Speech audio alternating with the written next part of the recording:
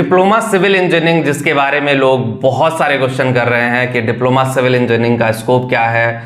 Diploma अगर हम civil engineering से करते हैं, पॉलिटेक्निक अगर हम सिविल इंजीनियरिंग से करते हैं, तो सिविल इंजीनियरिंग से करने के बाद हम कितना पैसा अर्न कर सकते हैं, क्या चीज़ें होंगी, किस तरह से चीज़ें आगे जाएंगे, किस तरह से चीज़ों को आगे लेकर के जाया जाएगा, इस पूरी वीडियो में इसके बारे में बात करेंगे।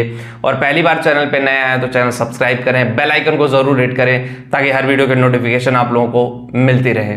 गाइज अगर हम बात करेंगे सिविल इंजीनियरिंग की, तो सिविल में गाइज स्टार्टिंग में अगर जो लोग सिविल में जाना चाहते हैं, डिफरेंट सेक्टर्स होते हैं। पहले तो देखो PWD है, रियल एस्टेट एक बड़ा सेक्टर है जो सिविल इंजीनियर्स जाते हैं।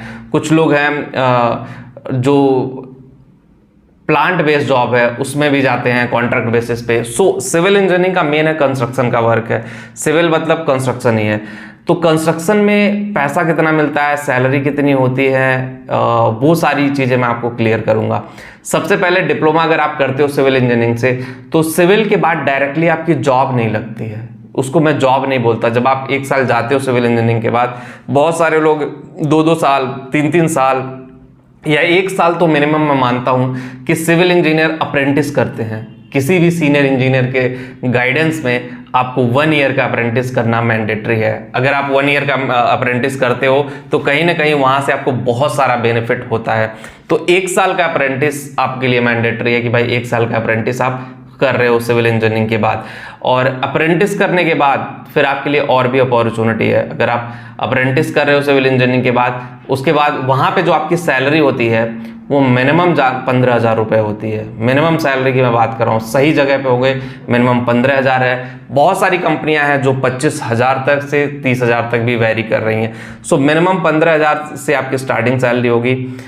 अगर हम बात कर लें कि 5 साल बाद 10 साल बाद सिविल इंजीनियर अपने आप को कहाँ देखते हैं, तो 5 साल बाद अगर मान लो जो एकदम मिनिमम मैं अमाउंट मान रहा हूँ, 15,000 से स्टार्टिंग हुई और हर साल 2,000 का इंक्रीमेंट हुआ, तो 10 साल में 20,000 का इंक्रीमेंट हुआ, मतलब 35,000। ऐसा कैलकुलेशन बिल्कुल गलत है, क्योंकि जब आप जैसे 15,000 की जॉब कर रहे हो, कोई दूसरी कंपनी चेंज करोगे वहाँ पे 5 से 10,000 का इंक्रीमेंट भी मिलता है, तो 25,000 हो गया। फिर 2 साल में कुछ और चेंज किए, 35,000 हो गया, 50,000, मतलब 10 साल में आप 50 से 60,000 रुपये पर मंथ तक पहुँच सकते हो। ये एक एवरेज कैलकुलेशन है कि अगर आपके अंदर पोटेंशियल है, अगर आपके अंदर चीज़ें हैं, तो कहीं ना कहीं आप मतलब उस लेवल तक पहुंच सकते हो। उस लेवल पे चीज़ें आपके लिए बेटर वे में काम कर सकती हैं।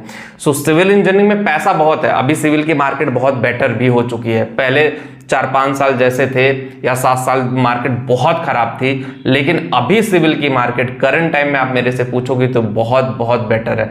कंपटीशन है जॉब में, अगर एक प्राइवेट जॉब निकल रही तो हजारों लोग भी आ रहे हैं इंटरव्यू देने के लिए। सो आपको उस कंपटीशन से निकलना पड़ेगा, आपको उस कंपटीशन को क्रैक करना पड़ेगा। उस कंपटीशन, वो जो क्राउड है, क्राउड से निकल के बाहर आना पड़ेगा। उसके लिए आपको अपनी टेक्निकल स्किल, अपनी कम्युनिकेशन स्किल, अपनी जो प्रैक्टिकल चीज़ें हैं उस पर ध्यान देना होना चाहिए। अब बहुत सारे लोग क्वेश्चन मार्क ये करेंगे कि सर सिविल इंजीनियरिंग कर रहे हैं तो हमें क्या डिजाइनिंग भी आना ज़रूरी है?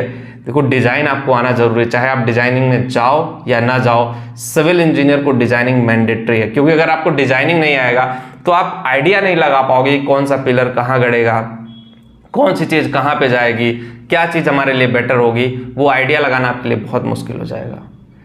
सो गाइस, वीडियो में इतना ही, और होप को आपका कंफ्यूजन क्लियर हो गया होगा कि सिविल इंजीनियर कितना पैसा कमाते हैं। जो लोग टेलीग्राम पे वहाँ पे भी जाके जुड़े हैं, जिनको भी मेरे से बात करनी है, करियर काउंसलिंग चाहिए, उसका भी लिंक हमने डिस्क्रिप्शन में दिया हुआ है, एक बार जाकर के ज़रूर देखें। मिलते हैं आपसे नेक्स्ट वीडियो में। Thank you.